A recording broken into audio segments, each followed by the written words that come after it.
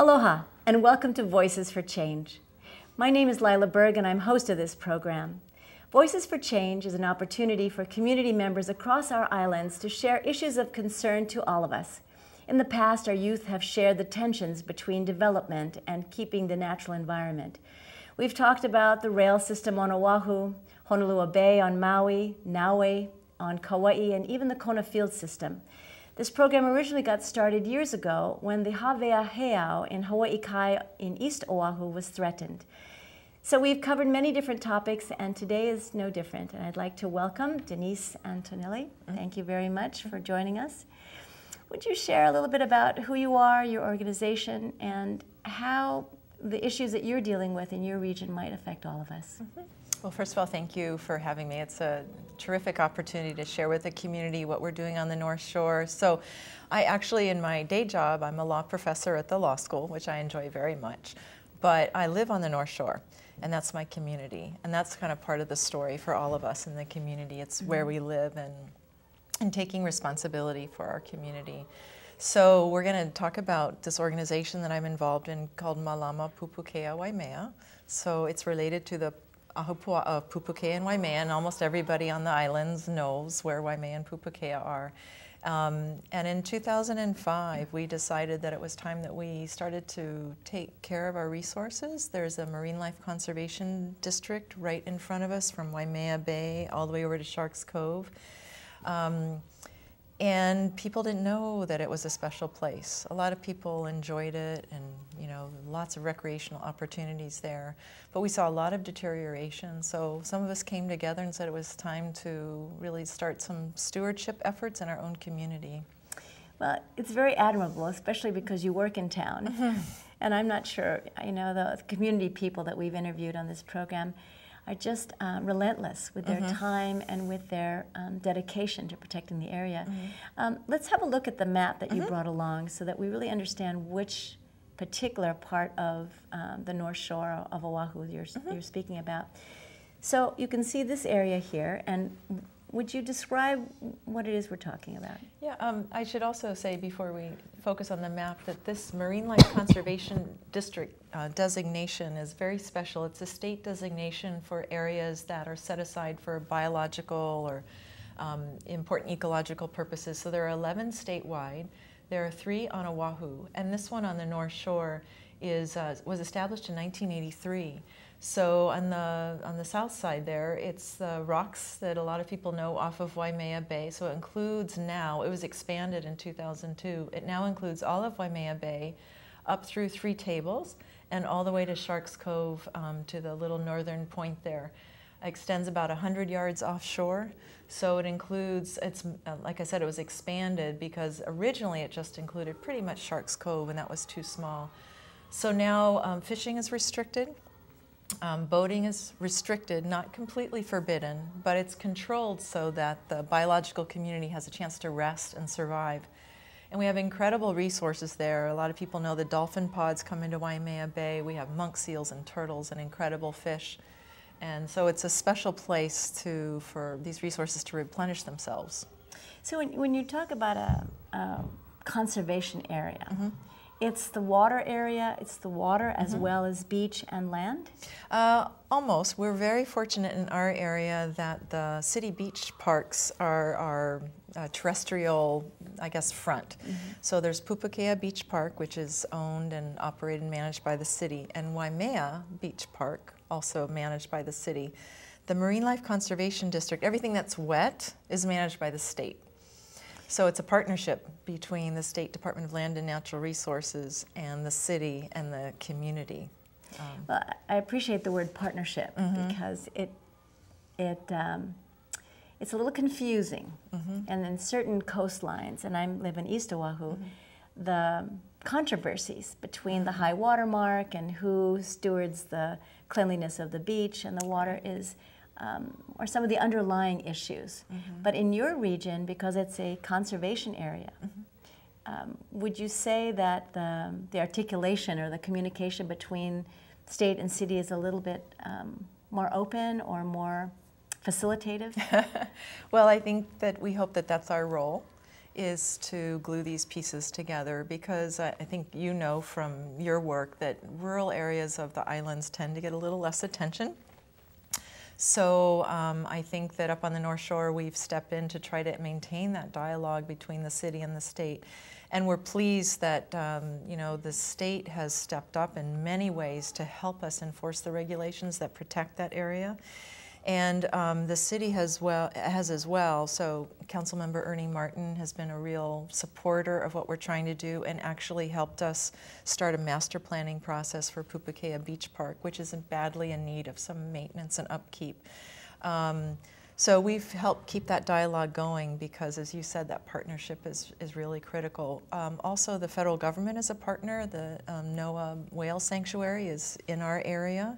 It's also on other islands, but it's right off our area. So we've had a lot of support from the sanctuary crew trying to do to help us with signage and various programs. So it's at many, many different levels.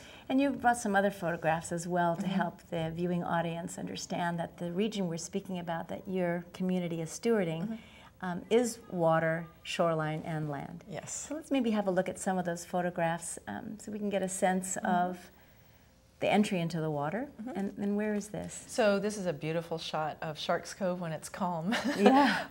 And a lot of people know this area from snorkeling. It's very friendly in the summer for snorkeling for families, and it's a very popular area for scuba. So a lot of commercial operators and just recreational scuba, you know, folks will go in there. So on the right-hand side there, the deeper part of the cove is an incredible collection of, I shouldn't say collection because they're wild, but incredible abundance of fish, turtles, all kinds of marine life. The shallower area on the left is called the tide pools. It's the old quarry where they quarried out hard rock. So it's an interesting area and has become a nursery ground for fish. So I remember about 30 years ago when I was certified in scuba. There wasn't much to see there. Yes. So it's wonderful that it's coming back. I think the next slide also shows us what it looks like on an exciting day. So this is the winter surf that a lot of people come to the North Shore to watch. This is exactly that same area that was so calm in the other photograph, and showing the typical winter surf on the North Shore. So it's quite dangerous in the winter.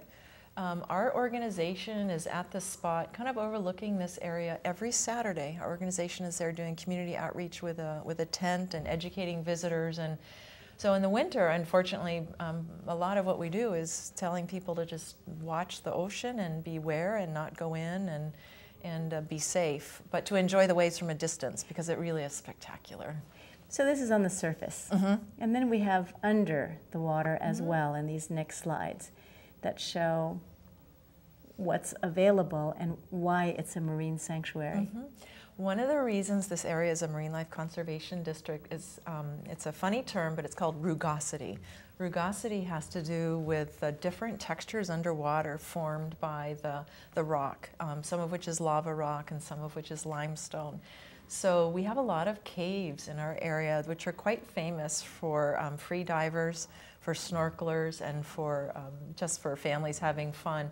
They can be dangerous, so we ask people to be very careful, but the caves are spectacular, and all of those different textures underwater provide hiding areas for fish and for babies and for eels and for honu. So it's a fantastically rich area. If you have to come back and go snorkeling. There's so much going on in the area that there's plenty of different habitats for a lot of different fish and marine life, and it's spectacular underwater. I think the next scene shows, is that you diving? No, it's not me. This another tunnel. Yes. A lot of people enjoy going through the caves, and again, you know, with caution, they're a wonderful resource. But it's probably, I think, the most popular spot on the island for scuba, and certainly for snorkelers in the summer. And we have a few more shots that we can take a look at the wildlife that exists. I have to talk about this fish a little bit. This is a very special fish. It's a golden nainui. So a lot of people know nainui as a chub. It's typically gray. And in Hawaiian legend, 1 out of maybe 100 or 1,000 fish would turn yellow. And she became the queen. Huh. So in Sharks Cove for many years, there was one golden Nenui with her school of chub. So we nicknamed her the Queen. Or Punahele. And we would keep an eye on her, and she would keep an eye on us. And so when our volunteers would go out and do fish monitoring, she would follow. So we knew where she was and all of that. And unfortunately, as a sad end of the story, we found her one time with a fish hook, and she disappeared last summer. So it was a heartbreak for us, but you know, there's a natural cycle to marine biology, but unfortunately, we think that her life was shortened by somebody who was illegally fishing in the area. What a lesson for the children, too, not only about following laws, but why laws are needed sometimes. The next scenes also show some of the wildlife. Beautiful. So we have beautiful coral in the area. We have wrasses and lots of uhu and amazing fish that are popular for many reasons. And then, of course, honu. We have several honu who seem to be doing quite well in the area and regularly enjoy the limu. And the visitors enjoy them as well, but people are very good about keeping their distance, I think, and letting the honu have their space. That's where they live. I like this last scene because it really shows that it is plentiful and the resources are returning. You had mentioned you haven't been there in a while. Anecdotally, a lot of people tell us that there's so many more fish than there used to be. And that's my own experience, having lived on the North Shore for 23 years. So these little school of manini are just delightful to see. The coves are pretty full of them, and it's quite stunning because there aren't many places in Hawaii where you can see schools of fish that large and that abundant. So it's wonderful for children because these are not more than a few feet below the surface. You don't have to scuba to see them. Now, it must be a bit of a challenge sometimes, you know, now that the fish are coming back. And, you know, we do have natural cultural practices of subsistence. Yes. Do you experience that tension, that there is this desire to use the resources again? And at the same time, the law says that this is a protected area. So particularly for the Hawaiians who are involved in our organization, they don't see it as a tension at all because traditionally in Hawaiian culture there was kapu. Though it was forbidden to fish at certain times or certain sizes or certain seasons, so you wouldn't fish a school that was spawning. So the Marine Life Conservation District is a modern kapu in a sense. It's a modern management system that's actually based on the same principles that even fish need a place of refuge and rest. And the concept is that if we have this really healthy reserve, that the fish will spill over and create abundance for nearby areas. So there's actually been scientific studies of Pupukea by Dr. Alan Friedlander from the University of Hawaii that indicates that spillover is starting to happen. So our goal is the same as the fishing community, which is more fish for everyone. But you need to have areas of rest and refuge for the fish. Otherwise, there's too much fishing pressure. We do have a lot of fishing pressure in the area. We do have people who think that they can take fish anytime, anywhere. So we're there to educate them on that we're in the same boat together, and you know the fish need a place to replenish. Well, and that was going to be my next question. You know, that it appears, and from your positive spirit, you know, that the community organization to which you belong is informing and educating and helping to steward the safety of not only the wildlife but also of human beings. Are there issues? Oh, there are plenty of issues. There are lots of issues. So it's such a beautiful area, and it's such a plentiful area in a lot of ways. It attracts visitors and residents of all kinds. The major issue of concern to us now is education. So we're, as I mentioned, down there every Saturday at Sharks Cove. It would be great if we could be at all beaches at all of the time, just educating people. So there's low awareness that this is a protected area. So that's probably our #1 goal, is just to increase awareness that it's a special place and it has certain restrictions. On the other end of the spectrum, there are people who poach in the area illegally. There is some legal fishing allowed along Waimea Bay, some pull-in line fishing. So that's fine. But we have people coming up at night, netting illegally, fishing illegally. Some of them just don't know, but there are some people who deliberately know that this is an abundant area and want to take advantage of the situation. So your organization really offers a community watch. That's right. So we call it Mackay Watch, and that's actually a statewide network. And we're just one piece of that network. So Mackay Watch means eyes and ears of the community. We're in close communication with the Department of Land and Natural Resources. We're constantly educating people about how to observe problems, not to get involved themselves, but to be able to report them or to allow us to intervene and educate. So we've prevented or intervened in many situations where people just didn't know that they couldn't do something. And after talking to them, they're like, oh, I understand now, and it's not a problem. And then if there's a situation that requires law enforcement, we've called them many times, and they've shown up many times, and things are getting better. So this Mackay Watch is a state function or a state opportunity for many communities to become part of stewarding, I guess, right. and the eyes and ears for government or for enforcement. How did you get involved with this? Because maybe there are some viewers who are thinking that that's a way that they could also help their region. So Mackay Watch is very community-based. So Malama, Mauna Lua, there might be others on Oahu. So working with those organizations, or they can contact the Department of Land and Natural Resources. But there's a network, and there's trainings. There's regular trainings that are offered by the community group. So for example, if somebody wants to be part of Mackay Watch for us, they would have to commit to 3 trainings or 3 sessions with us. Then they get the bright yellow shirt, and they're able to work with us educating the community. So it's not, you have to have a certain amount of familiarity or training in order to be effective and to be useful, particularly in a certain place. But it's a great opportunity. Somebody can do it, Saturday every couple of months and really make a difference.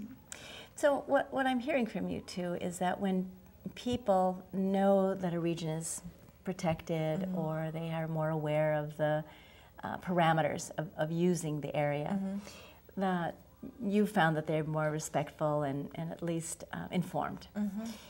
What outreach do you do besides to the community? I mean, I would think that the schools in the neighborhood should integrate at least what's going on in their region into the content area. Is that happening at all? Yes, it's pretty exciting.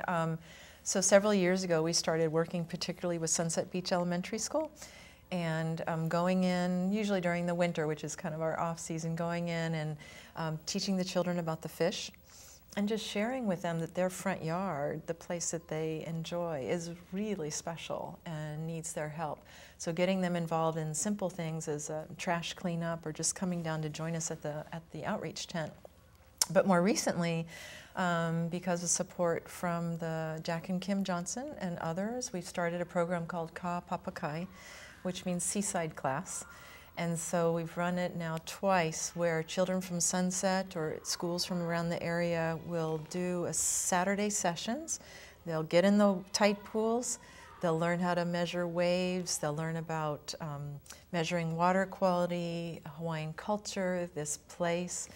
And we're actually finished taking registration for our next series, which will start to run over the winter. And this summer we had a week-long session. So we're really getting kids out there experiencing the environment. We've had a wonderful partnership with Mililani High School, a wonderful teacher there who's brought her students. So we're training high school interns.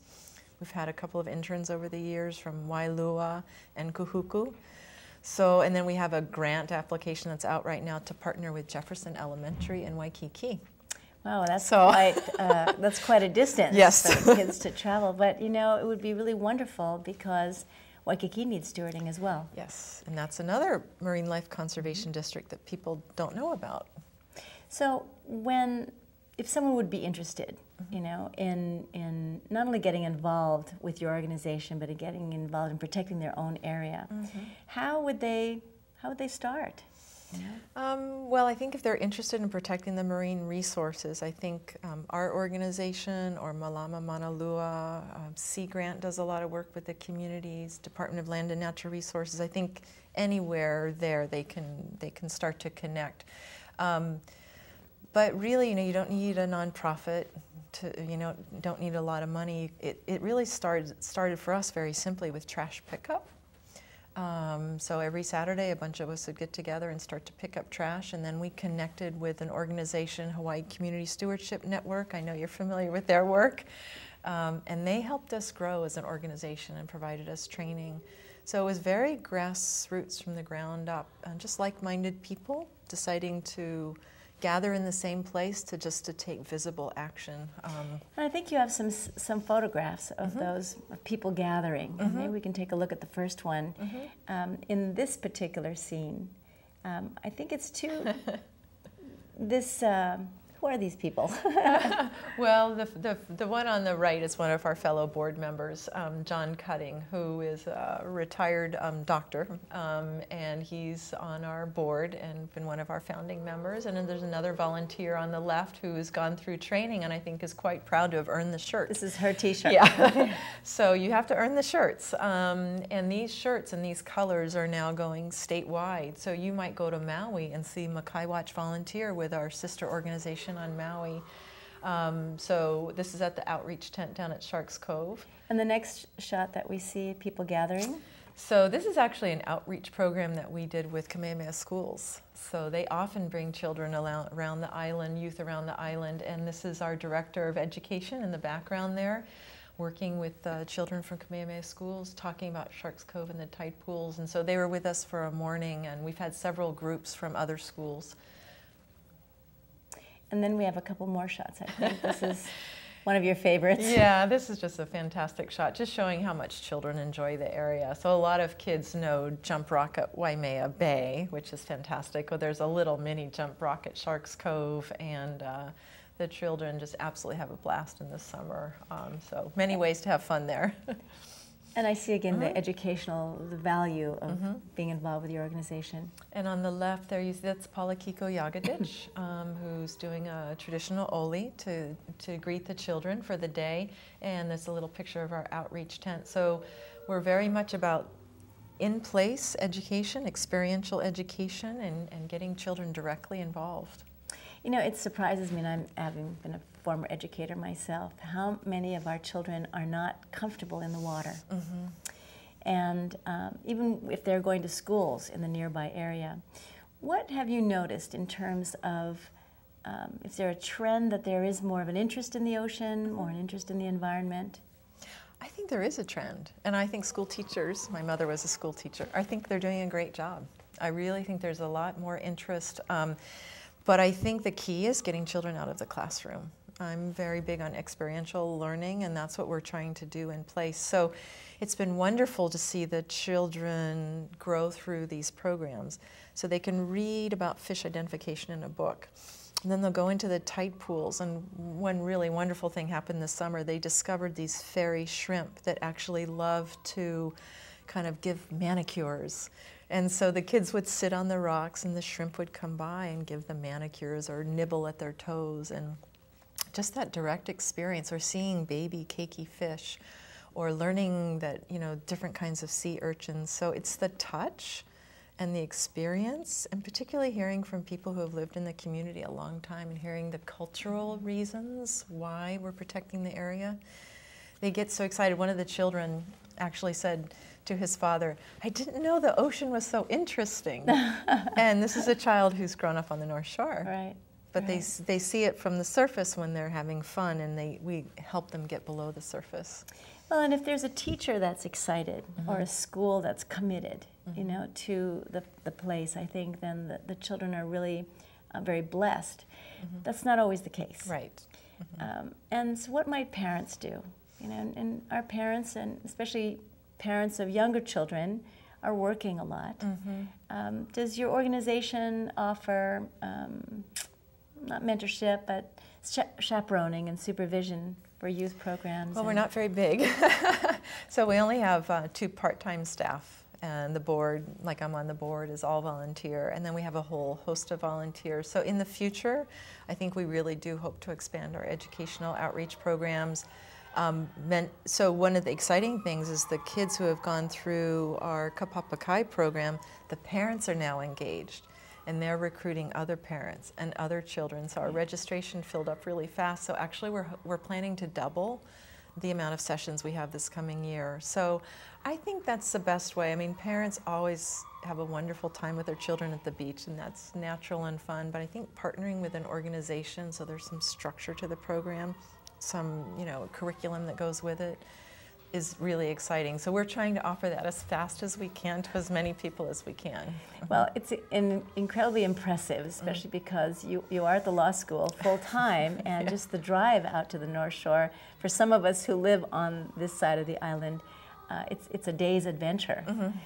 We have a few minutes left, and I'd like to pull up the map again so that you can help us think about one thought, one parting thought that you'd like us to reflect upon for our own regions. So let's have a look at the map, and maybe you could give us a closing thought.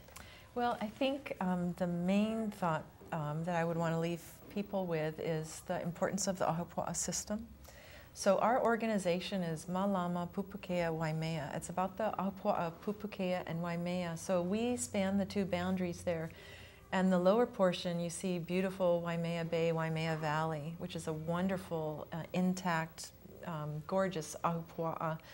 So even though we're very much focused on keeping the water clean, safe, healthy for the fish and marine life, that is, it's not an isolated focus. It really has to do with what's going on upland and what's going on offshore. So we try to keep a really holistic view, and I guess we would ask that when people come and enjoy the area, they also give back, even if it's picking up a small piece of trash, or reading the educational signs, or checking out our organization online, that we're all in this together, and to keep it beautiful and thriving, we need to take responsibility, to take kuleana.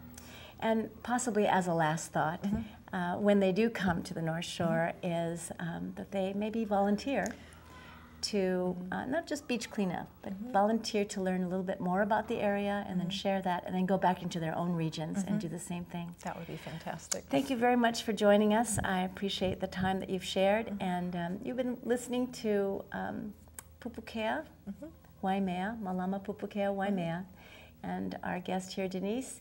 I'm Lila Berg, host of Voices for Change. Stay tuned again. Aloha.